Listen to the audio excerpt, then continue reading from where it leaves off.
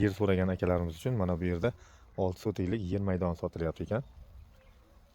Xullas mana ko'rayotgan bo'lsalaring, mana bu do'mbalikda 3 moshin shag'al, 2 moshin tosh to'kilgan ekan.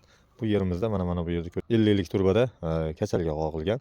Kasalgasi bilan turibdi. Hozir ruchkasini qo'yib suv quysa suv chiqadi deyapti.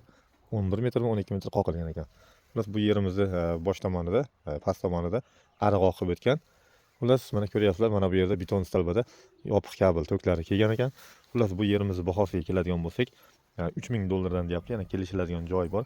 Bu yerimizni manziliga keladigan bo'lsak, hozir ko'rsatgan yerimiz mana shu turgan joyimizdan 70-80 metr ichkarida bo'lyapti. Xullas shu yerdan chiqib kelganimizda mana bu Yangi mahallasi, Surxondaryo viloyati Uzun tumani Yangi mahallasi. Xullas Yangi mahallasini qabristondan o'tib kelganimizda, yog'i Tojikobodga kirmasdan turib, xullas Sentralniy asfalt ko'chadan kirganimizda mana shu ko'chani 70-80 metr ichkarida bo'lyapti hozir ko'rsatgan yerimiz.